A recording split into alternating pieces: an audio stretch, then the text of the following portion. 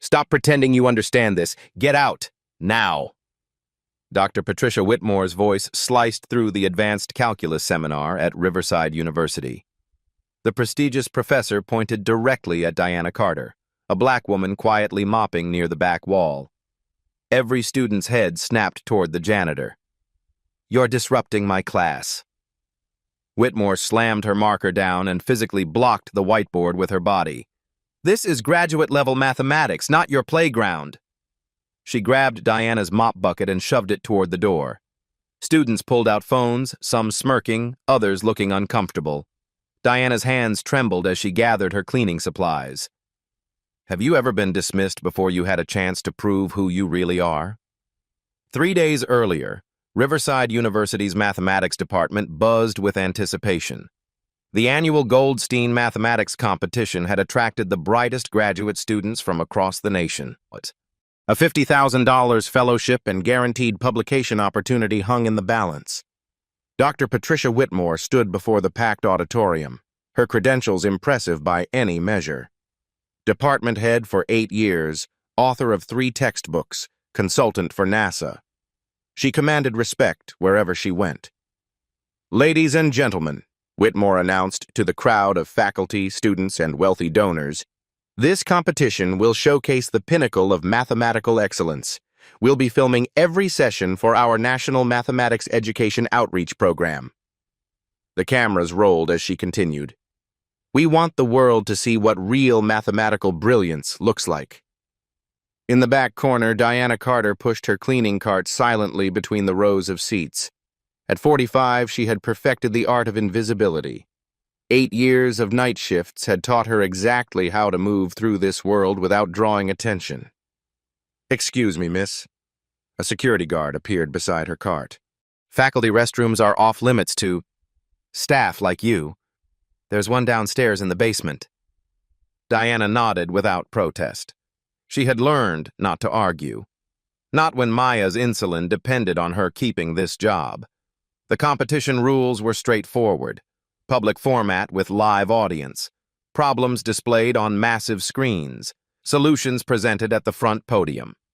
3 judges would score based on accuracy, mathematical elegance, and presentation skills.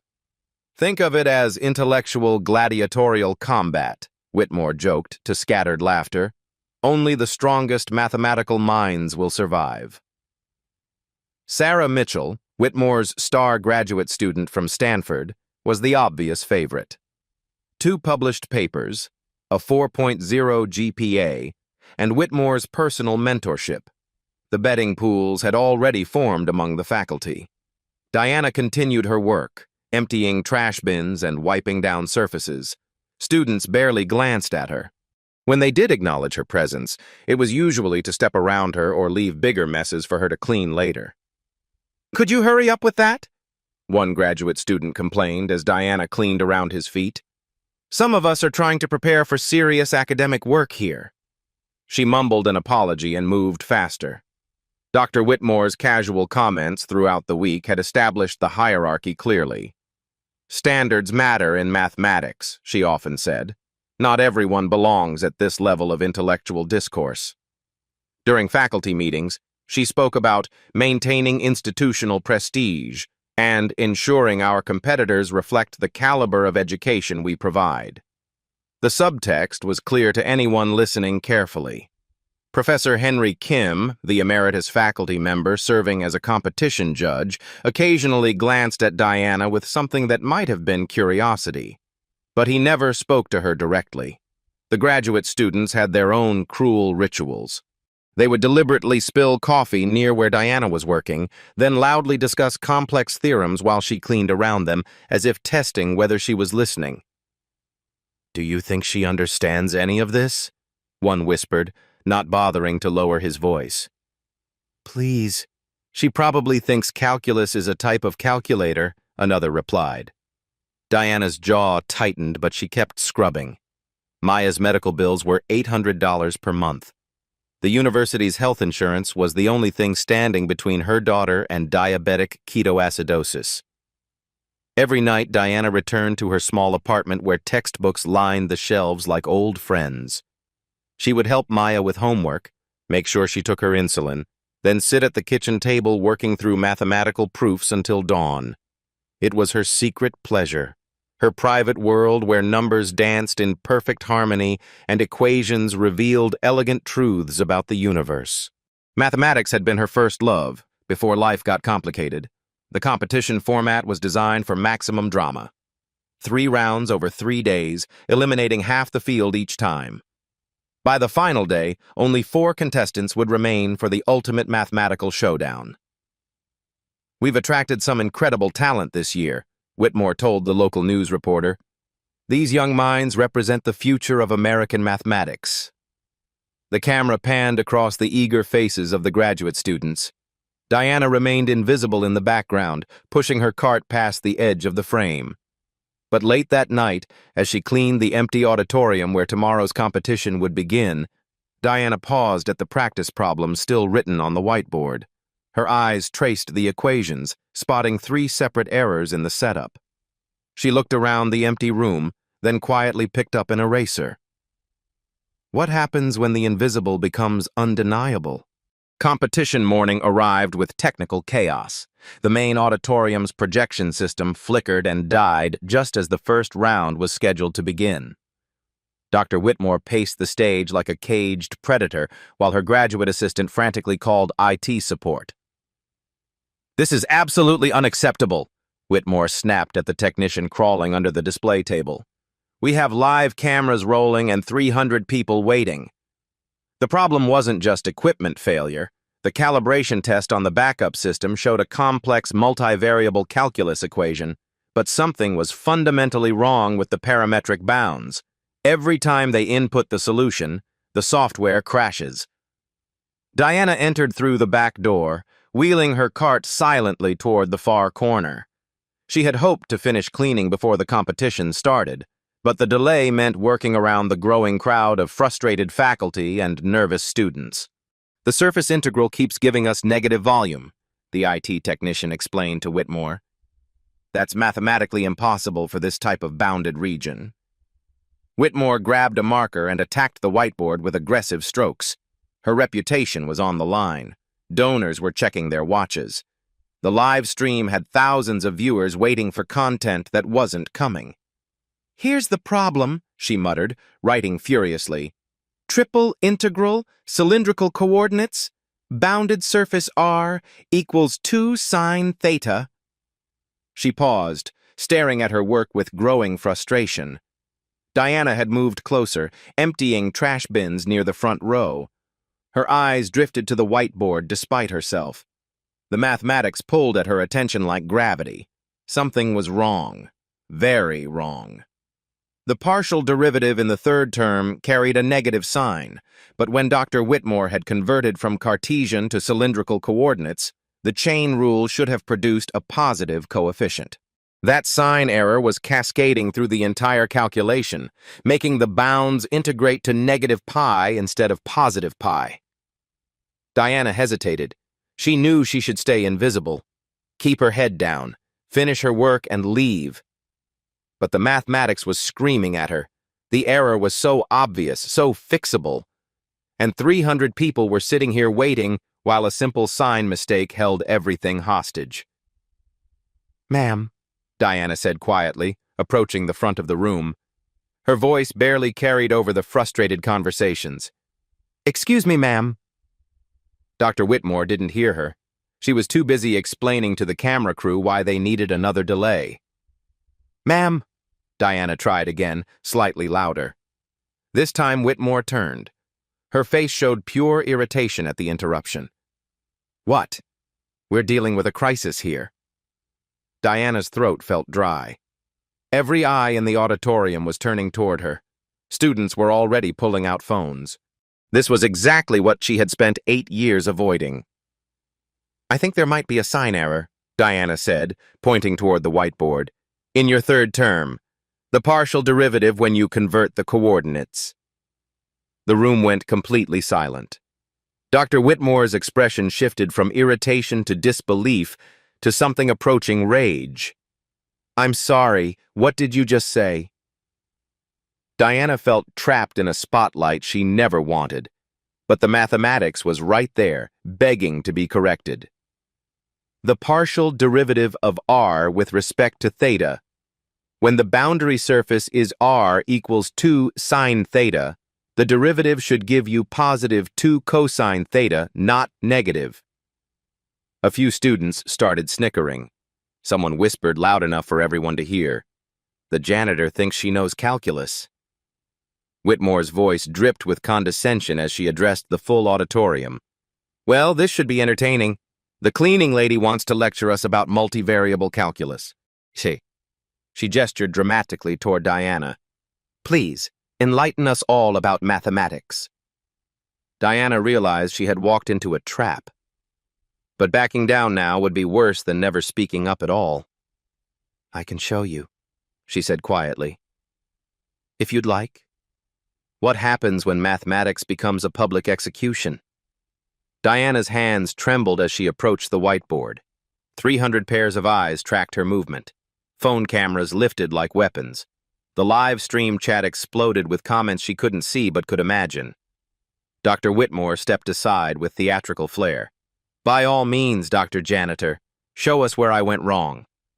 The sarcasm in her voice drew nervous laughter from the graduate students. Diana picked up the marker. Her fingers felt clumsy around it, so different from the mop handle she was used to gripping. The mathematics on the board seemed to shimmer under the bright stage lights. The issue starts here, Diana began, her voice barely audible. She pointed to a specific term in the equation. When you converted from Cartesian to cylindrical coordinates, you applied the chain rule correctly, but... Speak up, Whitmore commanded. If you're going to waste everyone's time, at least do it loudly enough for us to hear your mistakes. Diana's voice grew stronger. When the boundary surface is r equals 2 sine theta, and you take the partial derivative of er with respect to theta, you get 2 cosine theta. But you wrote negative 2 cosine theta. She circled the problematic term. Several students leaned forward in their seats. Professor Kim, sitting in the judges section, raised an eyebrow. So what? Whitmore challenged. A simple sign. That doesn't explain why the entire system is failing. Actually, it does. Diana moved to a clear section of the board. When you integrate with the wrong sign, your bounds become negative pi instead of positive pi. That's why the volume calculation is coming out negative. Diana began working through the corrections step by step. Her handwriting, usually hidden in private notebooks, flowed across the board with surprising elegance. If you substitute the correct positive 2 cosine theta here, she worked through the chain rule derivation. Then apply it to the triple integral. The room grew quieter. Even the skeptical students were following her logic. The bounds should integrate from 0 to pi, not 0 to negative pi. That's why your software kept crashing. It was trying to calculate volume for a region that mathematically doesn't exist. Diana stepped back from the board. Her correction was clean, logical, and undeniably correct. The IT technician looked up from his laptop. Should I try inputting her numbers? This is ridiculous, Whitmore muttered, but she nodded reluctantly. The technician typed Diana's corrected values into the system. The display screen flickered once, then came to life with a perfect 3D rendering of the bounded surface. The volume calculation appeared in the corner, positive 4.7 cubic units. It works, the technician announced with obvious relief. A murmur rippled through the audience. Several students exchanged glances. Professor Kim scribbled something in his notepad. Sarah Mitchell, Whitmore's star student, looked genuinely impressed. That was actually elegant, she whispered to her neighbor. But Dr. Whitmore recovered quickly, her face flushing with barely concealed embarrassment. Well, she said with forced casualness, anyone can spot a sign error. That's basic pattern recognition, not mathematical understanding. She turned to address the full auditorium. This is exactly why we have formal mathematical education. Catching computational mistakes isn't the same as deep mathematical insight. Diana felt the dismissal like a physical blow. She had been right, had solved the problem that had stumped everyone else, but somehow that wasn't enough. "Since you seem so confident with elementary calculus," Whitmore continued, her voice taking on a cruel edge, "perhaps you'd like to observe our actual competition. You might learn something about real mathematics." Diana started to back toward her cleaning cart. "I should get back to work." "Oh no, I insist." Whitmore's smile was sharp as a blade. "We have an odd number of registered competitors anyway. We need someone for practice rounds." The cruel genius of the setup became clear. Whitmore was turning Diana's moment of correctness into public humiliation. "Consider yourself our control group," Whitmore announced to growing laughter. "Let's see what happens when someone without proper training tries to compete with real mathematicians." Diana felt trapped. Refusing would make her look cowardly. Accepting would put her mathematical abilities under a microscope she wasn't prepared for. "I don't think that's appropriate," she started to say. "Nonsense." Whitmore was enjoying herself now. "You just proved you have opinions about mathematics. Let's see if you can back them up when it matters." The audience was warming to the spectacle. This was better than any planned entertainment. David versus Goliath, except everyone expected David to get crushed. Professor Kim cleared his throat. "If the lady is willing, and if it doesn't interfere with her work responsibilities, I see no harm in additional participation." Diana looked at the faces around her, some curious, some mocking, some genuinely interested to see what would happen.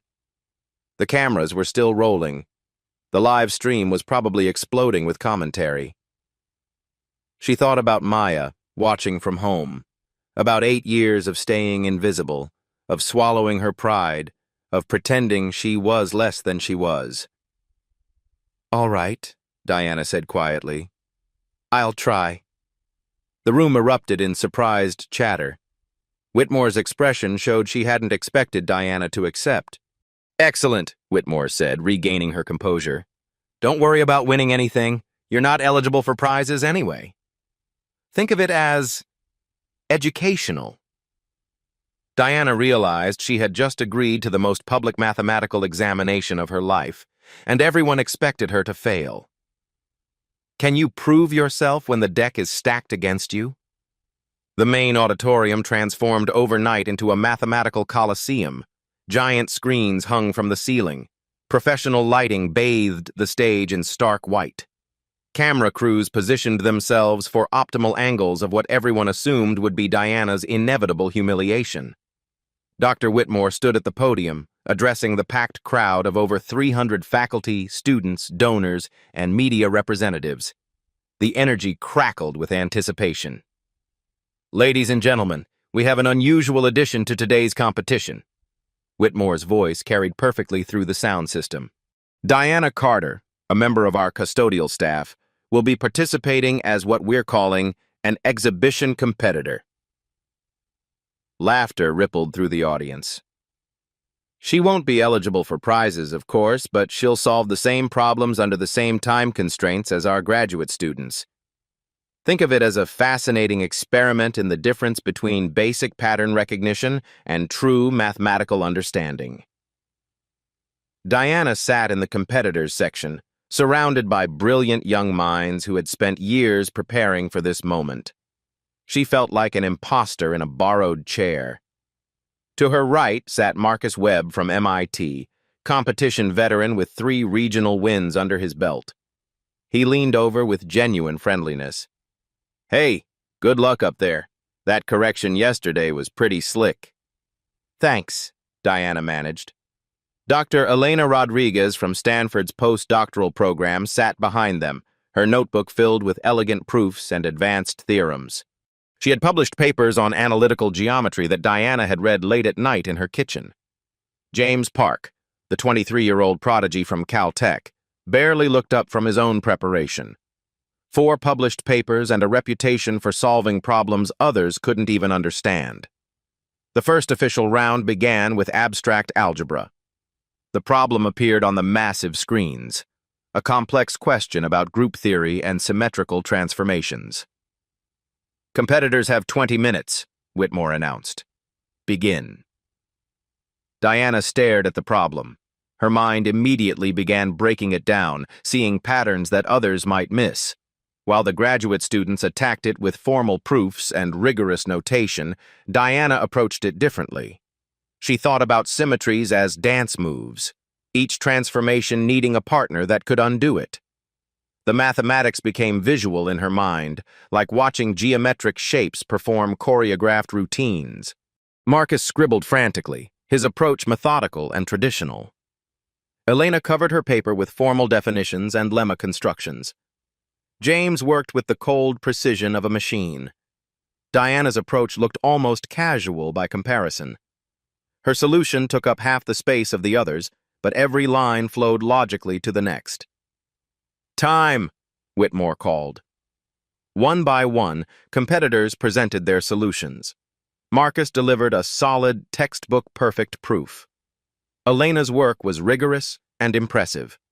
James's solution was technically flawless, but took 12 minutes to explain.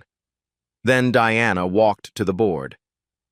"If you think about symmetries like dance moves," she began, her voice steadier now, "each transformation has to have a partner that can undo it, so you're really just looking for partners."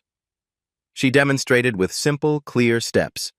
Her explanation was intuitive, accessible, and mathematically sound. The audience followed every word.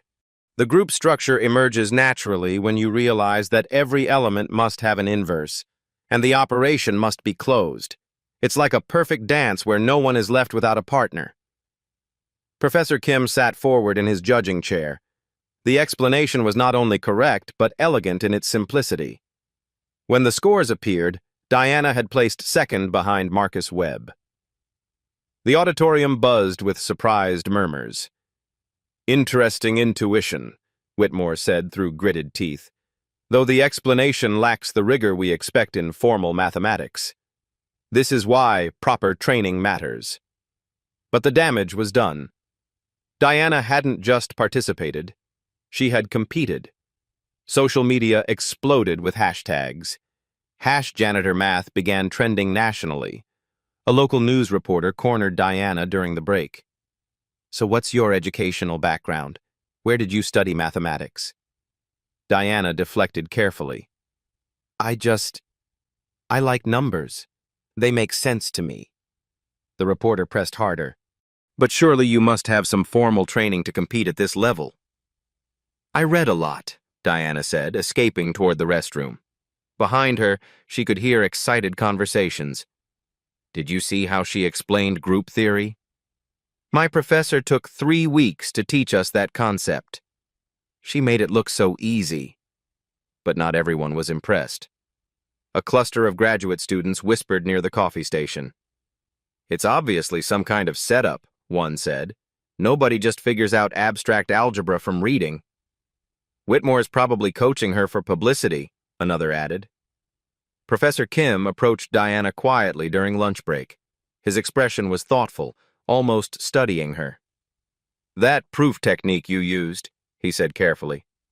"It reminded me of something. Have we met before?" Diana's heart skipped.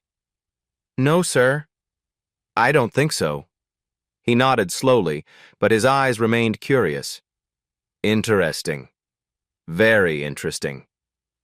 The afternoon brought topology and real analysis. With each round, Diana's performance grew stronger, more confident. And with each success, the whispers grew louder. What happens when excellence can no longer hide?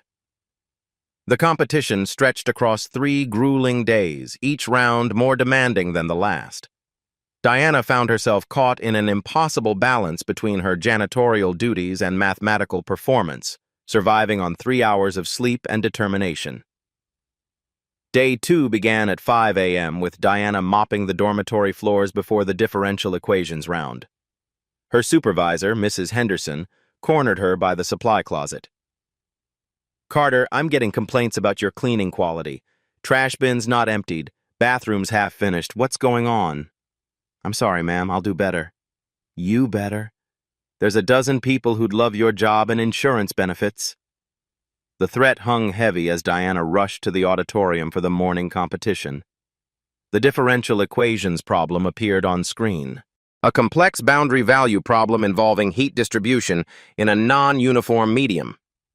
While other competitors set up elaborate Fourier series calculations, Diana visualized the heat flow like water finding its path through varied terrain. Her solution was unconventional but mathematically beautiful. She explained heat distribution using analogies to mountain streams, making the complex mathematics accessible to the entire audience. Elegant but unorthodox, Whitmore commented, docking points for unprofessional presentation style. Diana placed third, behind Marcus and Elena. During lunch break, Diana received a devastating phone call. "Mom, the insurance company denied the claim again." Maya's voice was tight with worry. "They want $800 for this month's insulin before they'll process the appeal." Diana's chest constricted. "I'll figure something out, baby. Maybe you should skip the math competition and pick up those extra cleaning shifts Mr. Rodriguez offered." Diana looked around at the mathematicians surrounding her, at the cameras documenting every moment, at the world watching her prove herself. "I can't quit now. Mom, it's just a competition. My medicine is more important." The afternoon topology challenge nearly broke her. Diana was explaining how soap bubble geometry could solve manifold problems when the presentation screen malfunctioned, leaving her looking unprepared and flustered. "Technical difficulties don't excuse poor planning," Whitmore announced. "Real mathematicians prepare for contingencies." Diana finished her explanation without visual aids, but the damage was done. She dropped to fourth place. That evening, exhausted and discouraged, Diana was cleaning the faculty lounge when she overheard Whitmore on a phone call. "Don't worry about the publicity stunt. She'll crack under pressure tomorrow. Then we can get back to serious mathematics." The words stung because Diana was starting to crack. Her body ached from lack of sleep. Her mind felt foggy from stress. The financial pressure of Maya's medical needs pressed against her chest like a weight. Day 3 morning brought number theory. The problem involved prime factorization using advanced techniques. Diana approached it through ancient Chinese mathematical concepts, applying the Chinese remainder theorem in ways that surprised even Professor Kim. "How exactly does a janitor know about Ming Dynasty mathematics?" Whitmore asked pointedly during Diana's presentation. The question landed like a trap. Diana deflected awkwardly. I watch a lot of documentaries." The audience laughed, but it wasn't kind laughter anymore. Suspicion was growing. Social media had exploded overnight. #Janitor math videos accumulated millions of views. But the comments section was brutal. "Obviously fake. Nobody learns advanced math from documentaries. This is some diversity publicity stunt. Real janitors don't solve topology problems." The racist undertones were impossible to ignore. Diana's phone buzzed constantly with notifications she was afraid to read. Her ex-husband Carlos called during the lunch break. "Diana, what the hell are you doing on TV? Maya showed me these videos. You're embarrassing yourself." "I'm competing in mathematics."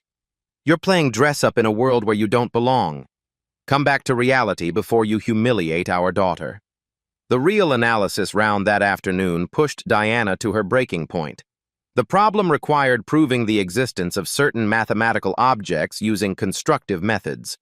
Her solution was brilliant, but her presentation faltered under the weight of exhaustion and emotional pressure. "Are you feeling all right, Miss Carter?" Whitmore asked with false concern. "You seem overwhelmed by the complexity." Diana's hands shook as she finished writing. She had solved the problem correctly, but her explanation was rushed and unclear. She placed fourth again, barely holding on to her position in the final round. That night, Diana sat alone in the empty auditorium after everyone had gone home. She was supposed to be cleaning, but instead she stared at the whiteboard covered in erased equations. Her phone rang. Maya's doctor. "Mrs. Carter, I need to discuss Maya's treatment plan.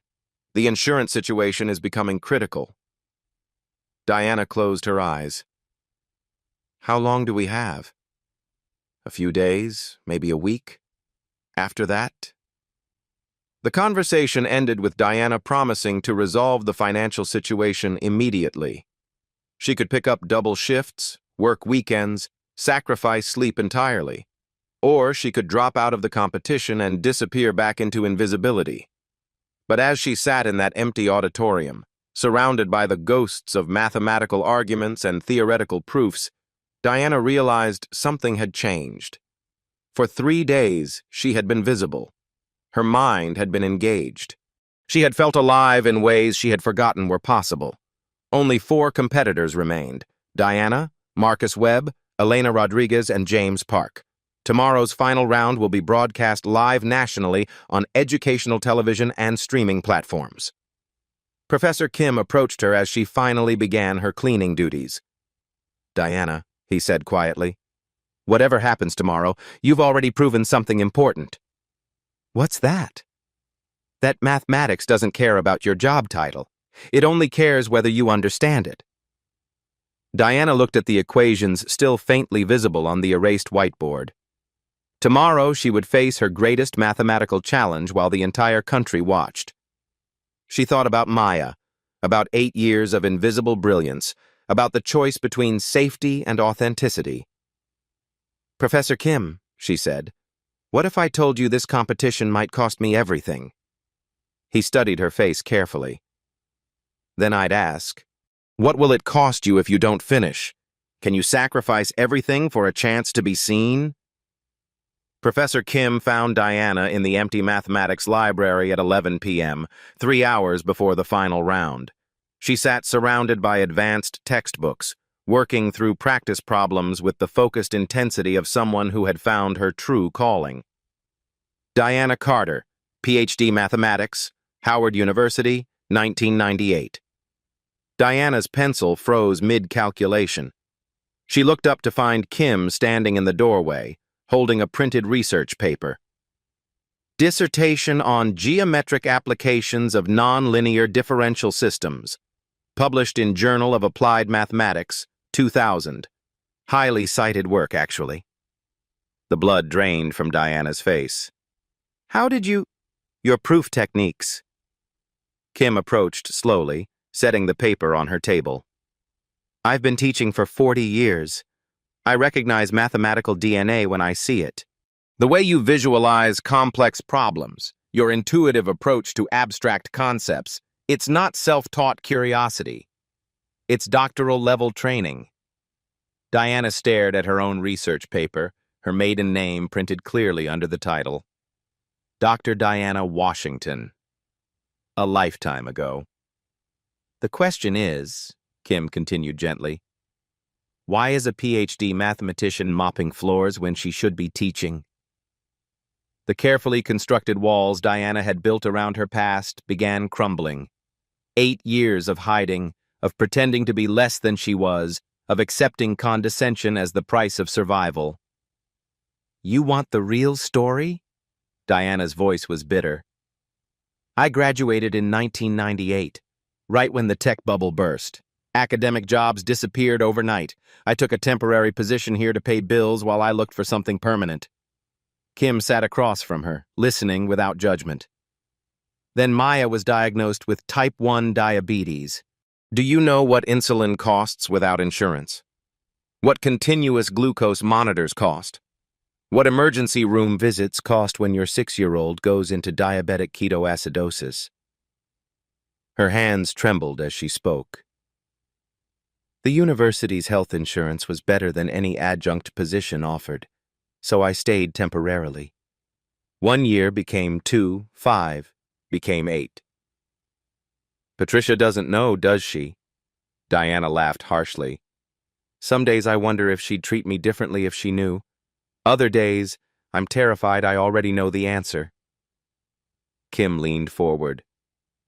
"Diana, there's something else you need to know about tomorrow's competition.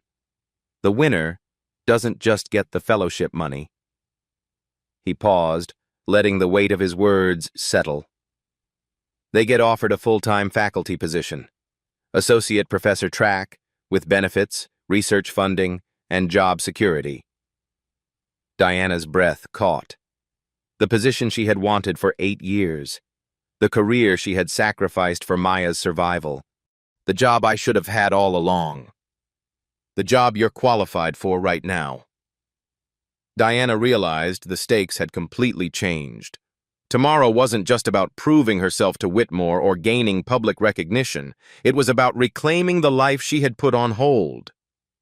If I compete tomorrow, my PhD will be discovered publicly. The charade will be over. Is that such a bad thing? Diana looked at the equations scattered across the table, at her daughter's photo tucked between the pages of her notebook, at the research paper bearing her maiden name. I'm tired of being invisible, Professor Kim. What happens when hiding becomes more painful than exposure? Diana arrived at the auditorium 30 minutes early, hoping to center herself before the cameras rolled. Instead, she found Dr. Whitmore waiting at the podium with a manila folder and a predatory smile. The packed auditorium buzzed with anticipation.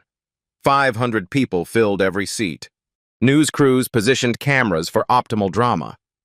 The live stream had already attracted over 50,000 viewers waiting for the final mathematical showdown. Before we begin today's championship round, Whitmore announced, her voice carrying perfectly through the sound system, I have a rather shocking revelation about one of our competitors. Diana's stomach dropped. She saw Professor Kim in the judges section, his face tight with concern. It seems our exhibition participant has been somewhat economical with the truth. Whitmore opened the folder with theatrical precision. Dr. Diana Carter, PhD in mathematics from Howard University, 1998. She displayed Diana's doctoral diploma on the giant screen. Gasps rippled through the audience like a shockwave. Published researcher in nonlinear differential systems, highly cited academic work. Whitmore's voice dripped with calculated outrage.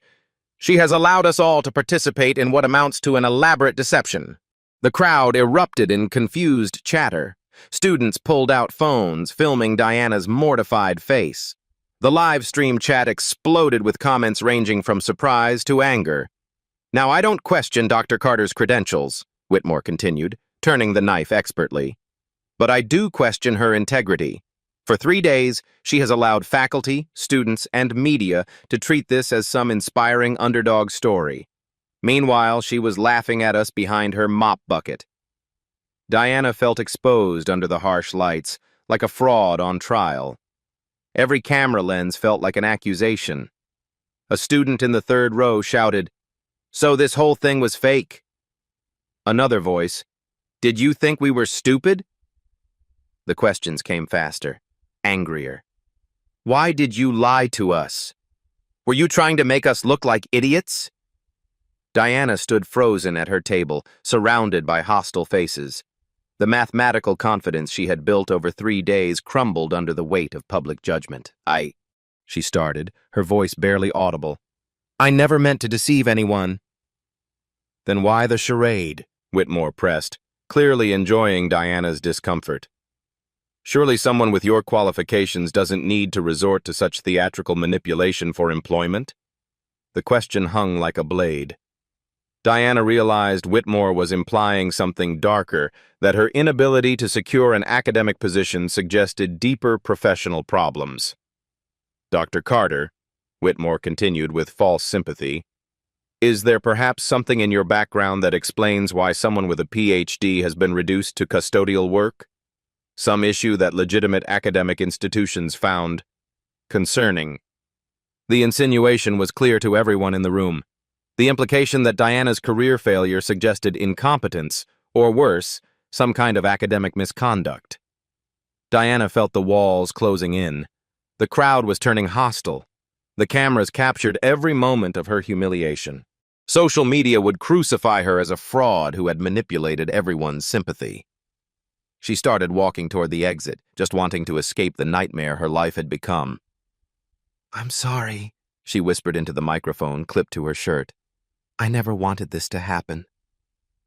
The auditorium fell silent except for the clicking of camera shutters and the soft buzz of live streams.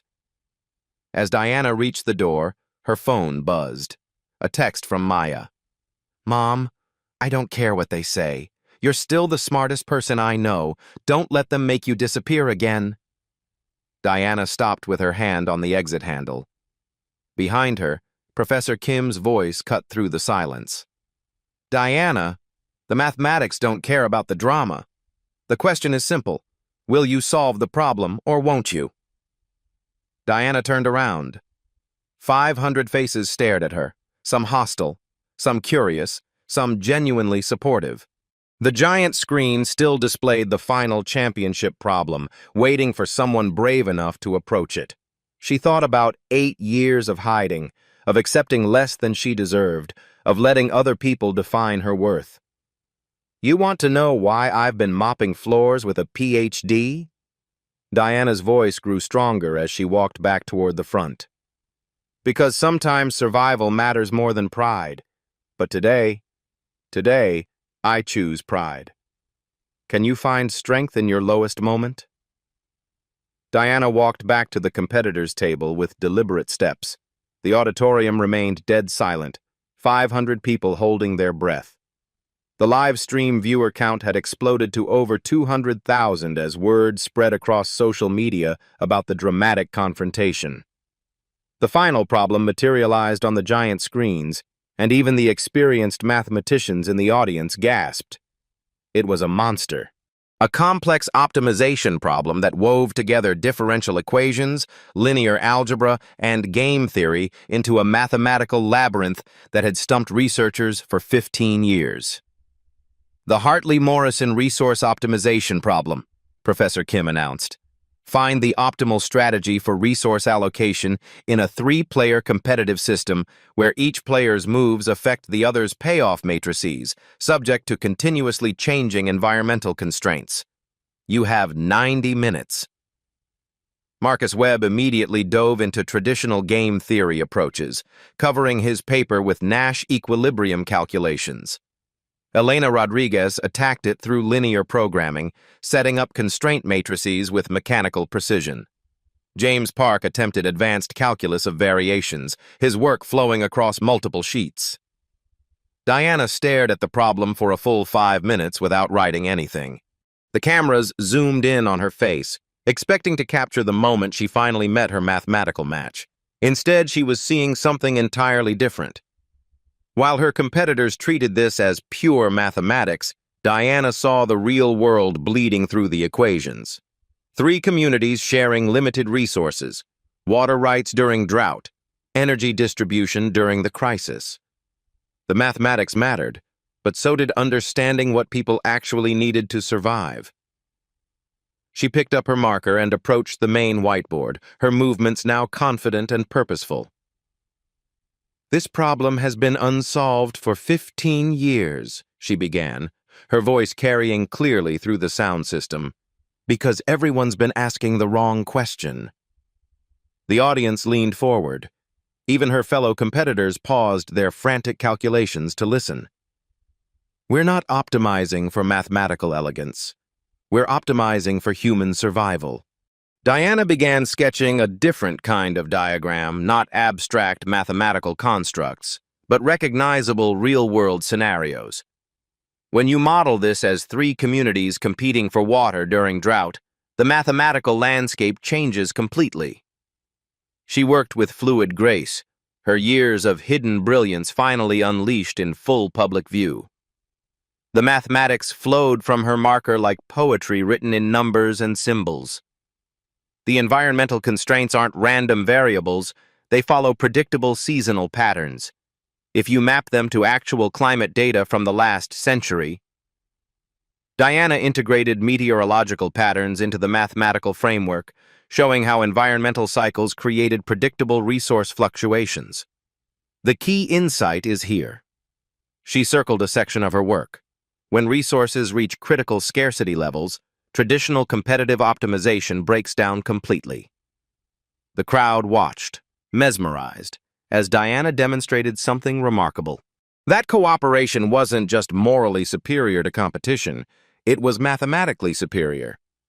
The calculus proves that selfish strategies lead to system collapse. But if you model cooperative resource sharing, She filled another section of the board with elegant equations. The optimal solution requires what economists call enlightened collaboration. Dr. Whitmore stood up, her face flushed with desperation.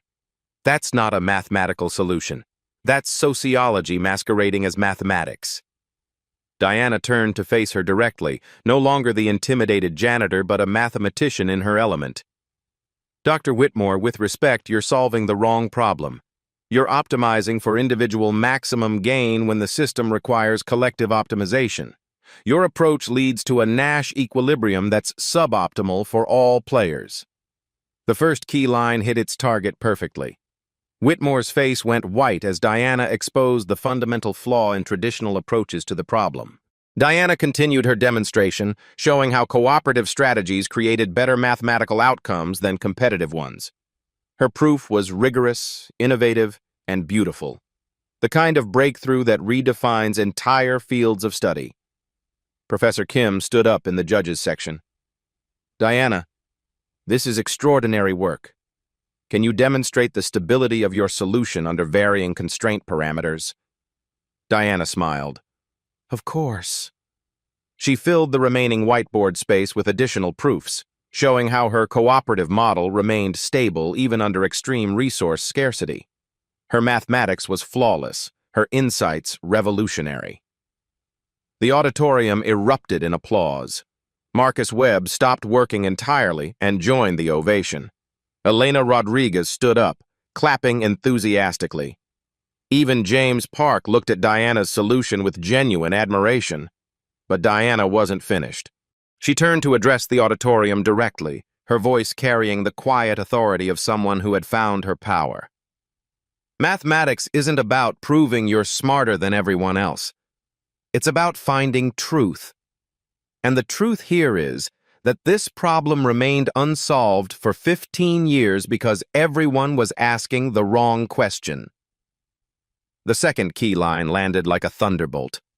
The audience fell completely silent as Diana reframed not just the mathematical problem, but the entire philosophy of how mathematics should serve humanity. Dr. Whitmore made one last desperate attempt to regain control. The competition has rules. Format matters. Presentation standards matter.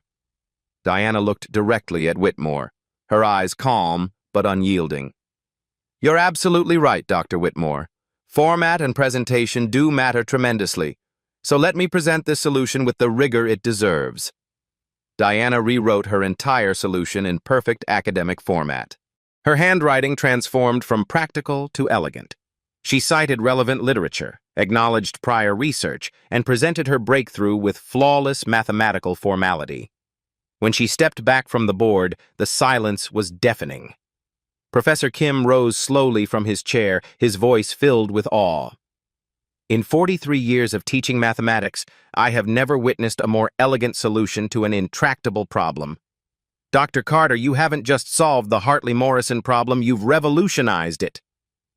The auditorium exploded in sustained applause.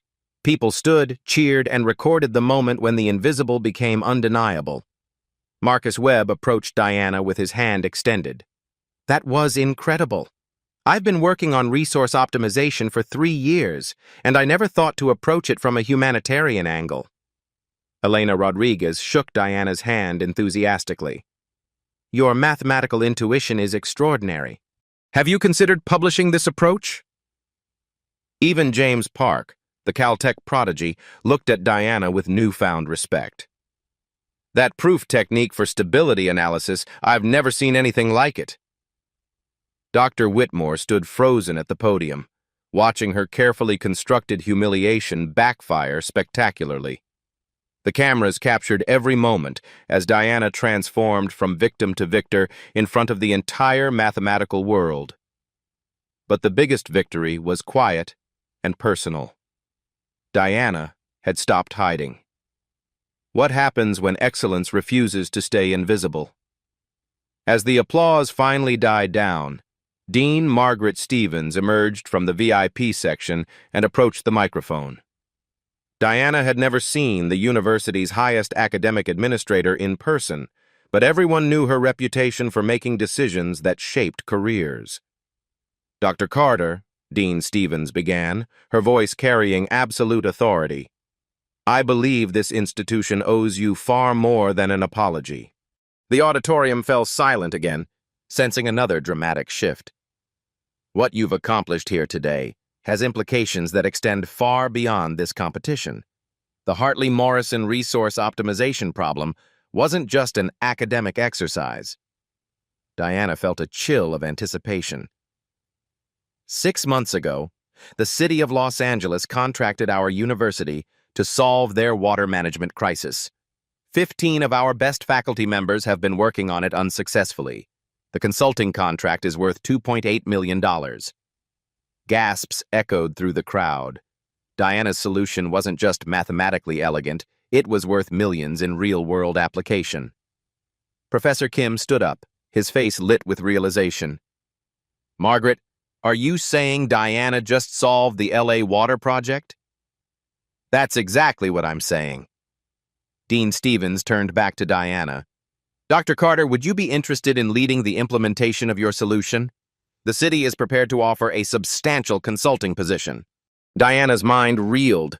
The competition prize, a faculty position, and $50,000 suddenly seemed insignificant compared to this unexpected opportunity. But Dean Stevens wasn't finished. Furthermore, I believe our mathematics department should offer you the Goldstein Endowed Chair in Applied Mathematics. It comes with full tenure, research funding, and the freedom to develop your humanitarian approach to mathematical problem-solving. The audience erupted again.